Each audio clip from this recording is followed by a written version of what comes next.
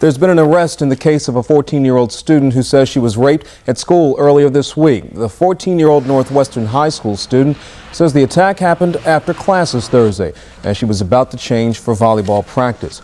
Police arrested 16-year-old James Peel yesterday and charged him as an adult with second-degree rape and assault charges.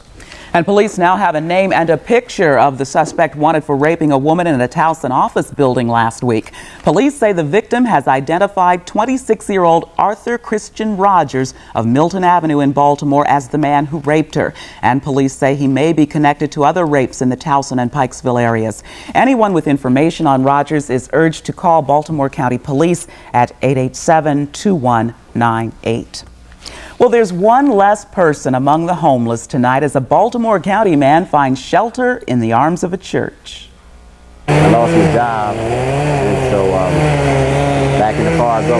Delroy Matthews spent most of the past 5 years living in his car. The milk was wet, cold, damp, hot, boring. His situation came to the attention of the Mount Gilboa AME Church in Catonsville, and today Matthews got a house. And we got people willing to do the aluminum siding, to paint, to do a lot of things for him. So we just thank God for the people, the donation, and we hope and pray that they'll continue to help us as we finish to do the home for Delroy Matthews. You just don't know. It's a miracle.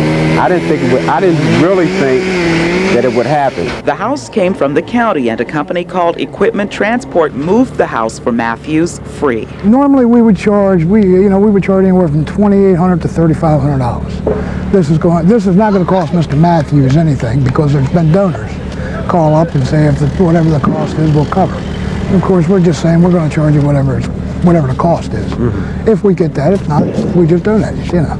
Oh, it's very nice. Whatever it takes, we make it work. I feel good. I feel like Christmas in October. I really do. It's a blessing, and I thank God for it. In exchange for the house, Matthews will have. A body was found on the steps of Baltimore City Hall today, but tonight the medical examiner says it looks like the man died of natural causes. The area outside City Hall is a popular place for the homeless to sleep. Police say they can't confirm that the man was homeless, but they have identified him, and they are in the process now of notifying next of kin. Says she recognized her attacker. Today, the suspect turned himself in. A woman raped in a Towson office building identified the suspect from police mugshots. He's 26-year-old Arthur Christian Rogers of Milton Avenue in Baltimore. The suspect is also wanted for questioning in other rapes in the Towson and Pikesville areas. Police released his picture on Friday. He's turning himself in here today, as you see. Rogers charged with first-degree rape and attempted murder. He was denied bail this afternoon and is being held at the Woodlawn precinct.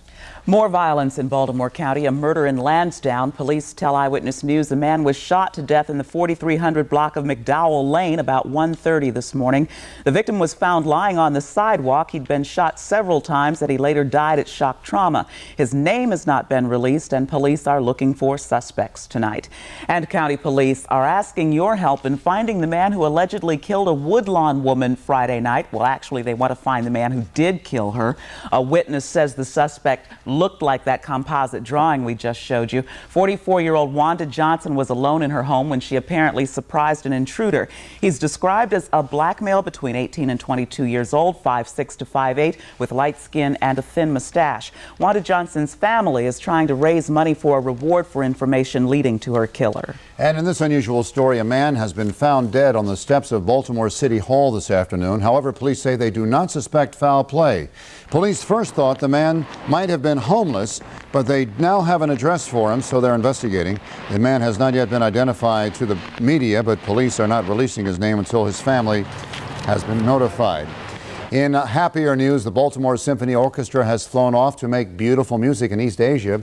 Today, a delegation of political and business leaders also left for Asia. And as the weekend team's Kai Jackson reports, their mission is to hopefully bring new business here to Maryland.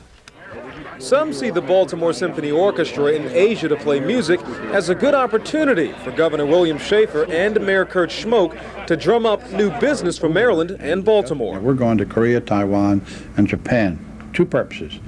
One, to say that we want to thank those companies that have and businesses have already invested in Maryland.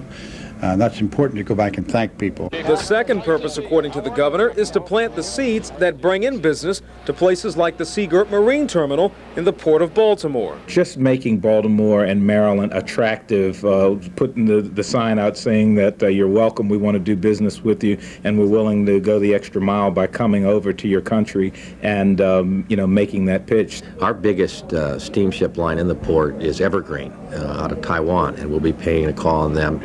We're also selling to Hanjin in Korea, as well as a number of airlines. Selling to airlines because the delegation also plans to showcase BWI Airport, which will open a new 6-gate terminal in 1996, adding to the more than 12 million passengers who currently use BWI each year. This trip is being billed as one to generate new business with Maryland and to establish new relationships in the East. But those in the delegation insist Maryland and Baltimore have already been doing big business with Asia. What many Marylanders don't realize is we are global players now.